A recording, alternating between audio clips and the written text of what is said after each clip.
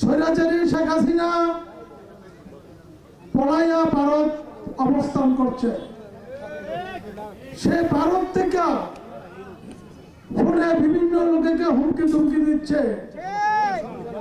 আপনারা এই হুমকি ধুমকিকে ভয় পাবেন না।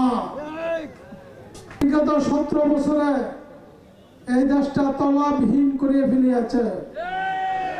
আজকে বাংলাদেশে আমরা রিজার্ভ নাই। আমরা ডলারের জন্য শিল্পপতিরা কাঁচামাল ইনপুট করতে পারে না। আপনারা জানেন 17 লক্ষ হাজার কোটি টাকা এই বাংলাদেশ থেকে সরাইয়া নিয়েছে, প্রচার করে দিয়েছে। আজকে আপনারা জানেন দুদিন আগে বাংলাদেশের 4টি ব্যাংক দেউলিয়া হয়ে গেছে। এই নিয়ে সর্বমোট 12টি ব্যাংক দেউলিয়া হয়ে গেছে। এই ব্যাংকে টাকা নাই। স্বৈরাচারী শেখ হাসিনা এবং তার পরিবার মিলে 13 লক্ষ হাজার কোটি টাকা এই দেশেতে প্রচার করে আছে। এটা আপনাদেরকে জানতে হবে, আমাদেরকে সতর্ক থাকতে হবে। এই স্বৈরাচারী আওয়ামী লীগ, স্বৈরাচারী শেখ হাসিনা আবারও বাংলাদেশের মানুষকে হুমকি ধমকি দেওয়া শুরু করেছে। আপনারা কোনো ভয় পাবেন না। ইনশাআল্লাহ বাংলাদেশের জনগণ, বাংলাদেশের ছাত্র সমাজ, বাংলাদেশের আলেম সমাজ, বাংলাদেশের যারা আকাম জনতা আছে আর কোন স্বৈরাচারী সরকারকে ভয় পাবে না, আর এই দেশে আসতেও দিব না। আপনারা জানেন এই স্বৈরাচারী সরকারের আমলে শুক্রবারে যখন মসজিদে জুম্মা পড়তেন তখন দেখতেন প্রশাসনের লোক যে বাজে বলে দিত এই বাজে খুতবা পড়তে হতো।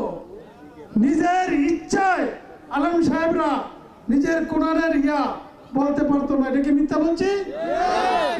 কোন সংস্কারবাদী আর কোনদিন বিভিন্ন বাবা আমার একটু দেখো, আমি তোমাকে মধ্যে এমপি ছিলাম, মন্ত্রী ছিলাম, আমি আসতেছি, আমার একটু দেখো, এইটা আর চলবে না। এই 17 বছর স্বৈরাচারী শেখ হাসিনার এই সরকারের জন্য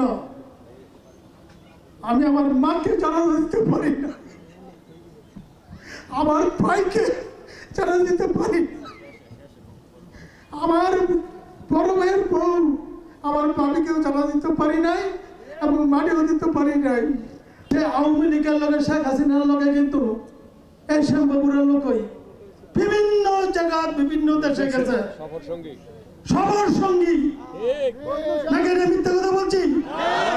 হ্যাঁ, আজকে আবার তার অফিসে বিএনপির খালেদা জিয়া রহমানের, তারেক রহমানের ছবি টাঙ্গায়। লজ্জা নাই? তাদের কি লজ্জা আছে?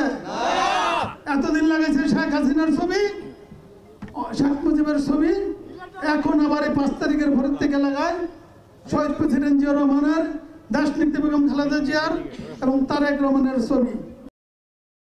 একটা ফুল দেন না স্যার। চুল তার কবেকার অন্ধকার বিদিশার নেশা, মুখ তার শ্রাবস্তির কারুকার্য। যাকে তুই বিয়ে করতে চাচ্ছিস সে আব্দুল সাহেবের মেয়ে না? কি ভাবছো শুনি? তোমারই যেন ভালোবাসিয়াছি শত রূপে শতবার, চিরকাল ধরে মুগ্ধ হৃদয় গাঁথিয়াছে গীতিহার। এই মেয়েকে বিয়ে করতে পারবি না। আমার তৃষ্ণার্থ হৃদয় শুধু তোমাকেই খোঁজে। নাম, পরিচয়, বংশমর্যাদা সব ঠিক কি হয়? আজকের পর থেকে আমি তোমার কাছে মৃত।